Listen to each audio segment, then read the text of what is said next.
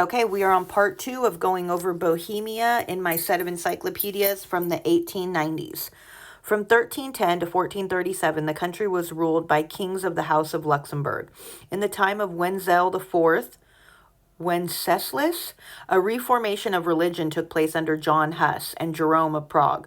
After the death of Wenzel IV, the impertinent measures adopted by the Emperor Sigismund excited a war of 16 years' duration, which ended in making Bohemia an elective kingdom. And in 1458, the shrewd and able Protestant noble George of Podiebrad ascended the throne.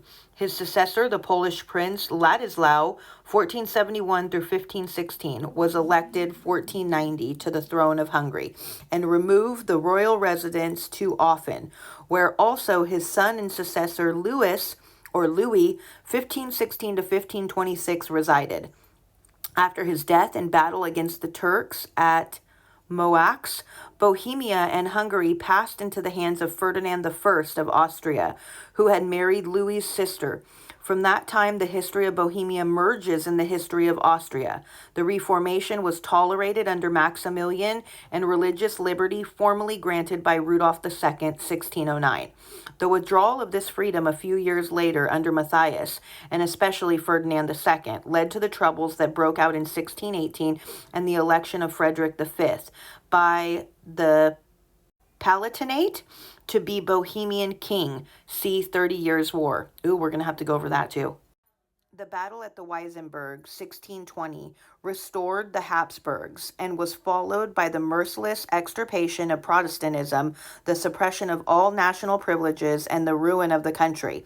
The reforms of Joseph II stirred up in Bohemia a revival of Czech feeling, and from 1848, when a rising was swiftly suppressed, onwards, there have been a continuous struggle between Germans and Czechs for the supremacy. A Bohemian Diet elected under the new Constitution of 1861 made the Czech language a compulsory subject even in German secondary schools. In 1867, the Czechs refused to send their complement of members to the Austrian Reichsrat and showed their growing sympathies with Panslavism. In 1879, they resumed attendance at the Reichsrat, and as a section of the right, secured further concessions in favor of the Czech tongue. The aim, alike of the feudal and clerical Old Czechs and of the liberal New Czechs, is the restoration of the full crown rights of Bohemia and the predominance of Czech ideas, Czech culture, and Czech language throughout the land. See the works cited at Austria, also the works of Pelzel, 1817, Palacky, 1836-60, Jordan, 1847, Schletchinger, 1870, and Tomek, 1882. Again, I always say this, but I wish I had access to all of these books. Language. The Czech language, spoken in Bohemia, Moravia, and with variations among the Slavics in the north of Hungary, is one of the most cultivated dialects of the Slavonic.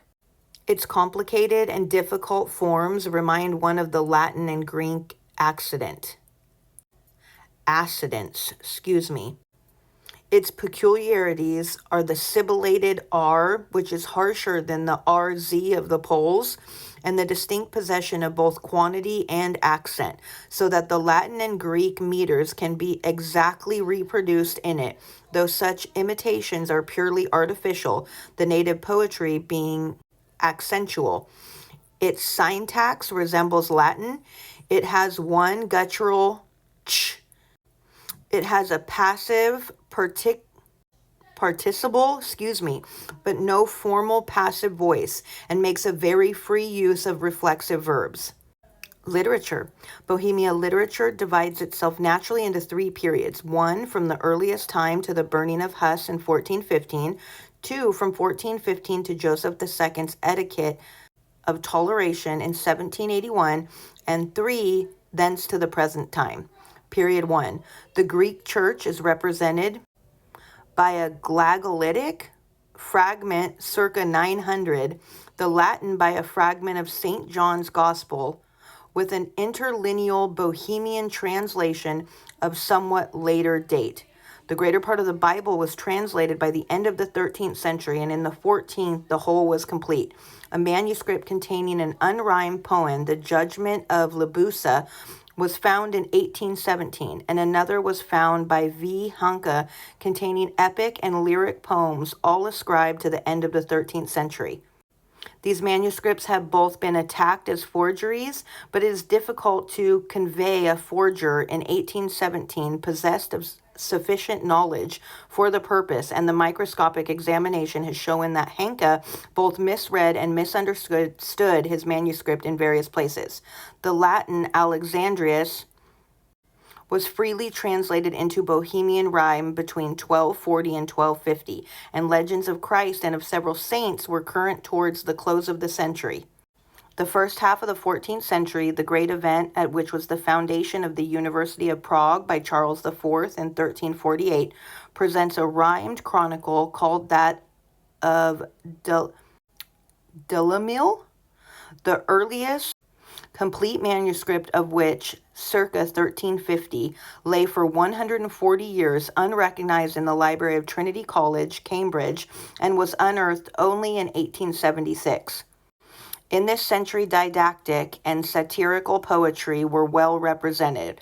The rhymed legend of St. Catherine, discovered at Stockholm in 1850, is of considerable beauty, and that of St. Procop is amusing. The travels of Marco Polo were translated early, and those of Sir John Mandeville late in the same century. A cycle of chivalry was also current. A complete life of Christ was written. Romances of Alexander the Great of Troy were translated. Tattletcheck's dialogues between the complainer and misfortune are a model of terse and elegant Bohemia.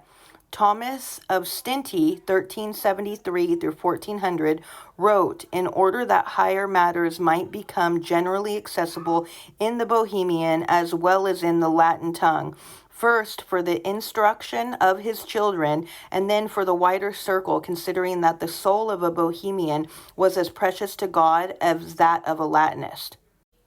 Theologian, humorist, and philosopher, his equal cannot be found in English literature before the time of Elizabeth. As a writer, it is impossible to separate Jan Hus, from Stittney. Huss's activity lay between 1402 and 1415, first as a preacher and then as a writer.